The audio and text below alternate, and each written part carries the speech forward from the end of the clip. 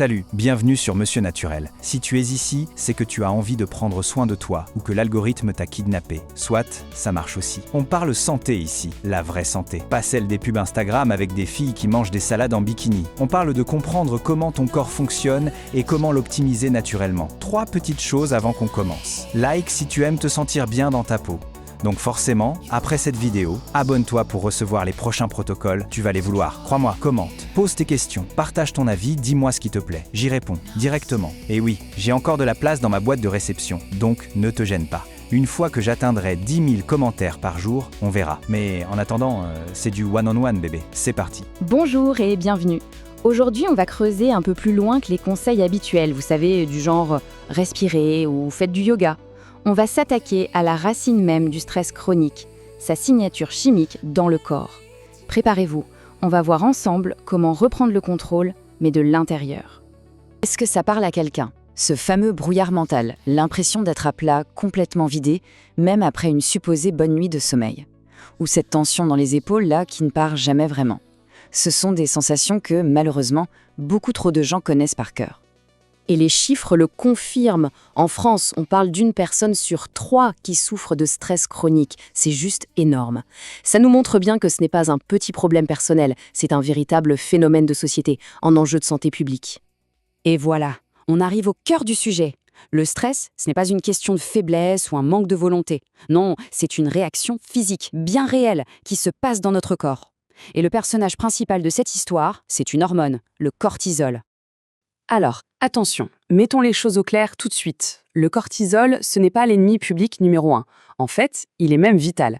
Le vrai problème, ce n'est pas le cortisol lui-même, c'est quand il est produit en excès, tout le temps. Pensez au cortisol comme à une alarme incendie. C'est super utile, ça peut même sauver la vie en cas d'urgence. Mais imaginez si cette alarme sonnait non-stop, 24 heures sur 24. Ce serait un cauchemar, ça rendrait fou. Eh bien pour le corps, c'est pareil.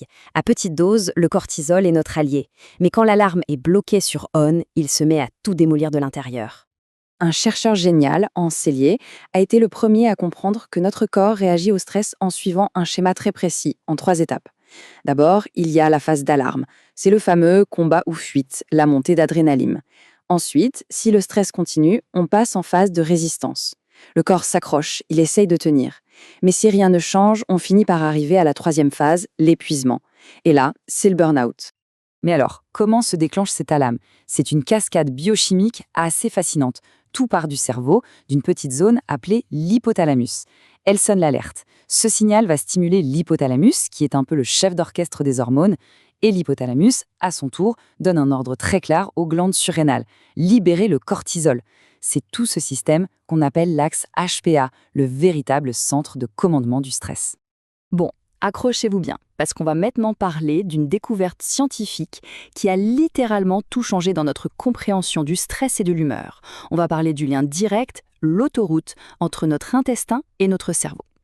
C'est une idée un peu folle quand on y pense, mais notre intestin ne sert pas juste à digérer le dîner. Il est tapissé de plus de neurones que toute notre moelle épinière.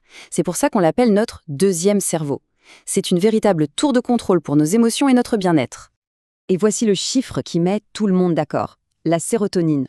Vous savez, le neurotransmetteur du bonheur, du calme. Eh bien, 95% de cette sérotonine n'est pas produite dans le cerveau. Elle est fabriquée dans l'intestin. C'est incroyable, non ? Et là, on comprend tout. Voilà le lien. Le cortisol, quand il est trop élevé en permanence, il attaque la paroi de l'intestin et il décime les bonnes bactéries qui y vivent. Le résultat, l'usine qui fabrique la sérotonine est en panne. Le corps perd sa capacité à produire les substances qui nous calment. C'est aussi simple et aussi terrible que ça. Alors, que fait-on ? On se tourne vers la nature. Et il se trouve que la nature nous offre une catégorie de plantes extraordinaires, comme si elles avaient été conçues spécialement pour ça. On les appelle les adaptogènes. Qu'est-ce qu'un adaptogène, au juste ? Attention, ce n'est pas un simple stimulant comme le café ou un calmant comme la camomille. Non, un adaptogène, c'est bien plus intelligent. C'est un régulateur. Il va aider le corps à s'adapter. Il va baisser le cortisol s'il est trop haut ou le soutenir s'il est trop bas. C'est un thermostat, pas un interrupteur. Prenons un exemple concret, l'ashwagandha, souvent considérée comme la reine des plantes adaptogènes.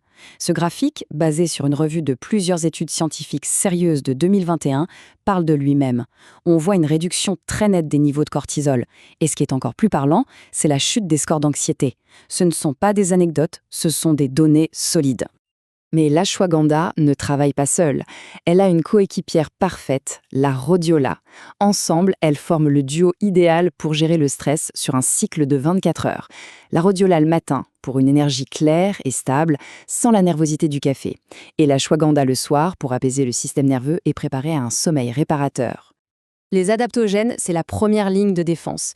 Mais pour que le corps puisse se réparer, il a besoin de munitions. Le stress chronique est un voleur, il pille nos réserves de nutriments. Voyons les plus importants. Ce chiffre est assez effrayant. Près des 3/4 de la population en France manque de magnésium. Et le magnésium, c'est le minéral de la relaxation par excellence. Le magnésium est absolument crucial. Pourquoi ? Parce qu'il agit directement sur le centre de commandement du stress, cette fameuse axe HPA. Il aide à le calmer. Le problème, c'est que plus on est stressé, plus le corps brûle de magnésium pour y faire face. C'est un cercle vicieux.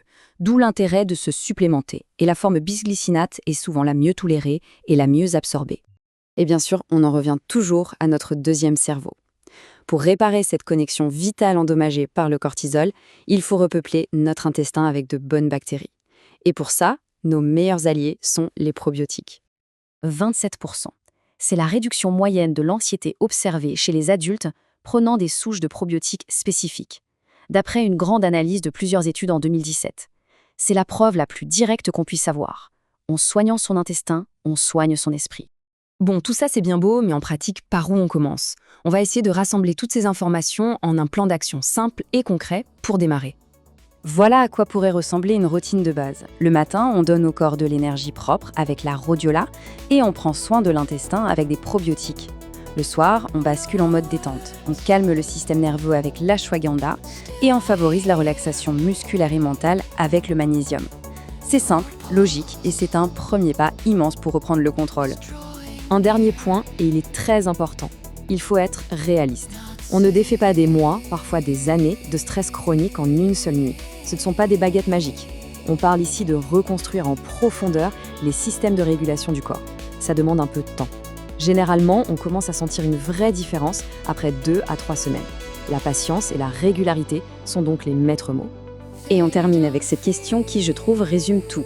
Et si on avait cherché la solution au mauvais endroit pendant tout ce temps ? Si la clé de la sérénité n'était pas seulement une affaire de pensée, mais aussi une affaire de biologie, bien au chaud dans notre ventre. C'est une idée qui change tout. Merci de votre écoute.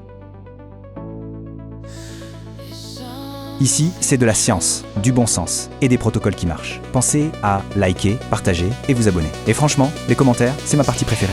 Laissez-moi un message, posez vos questions, j'y réponds personnellement. Oui, moi directement. Tant que je n'atteins pas 10 000 messages par jour, c'est encore possible, alors profitez-en.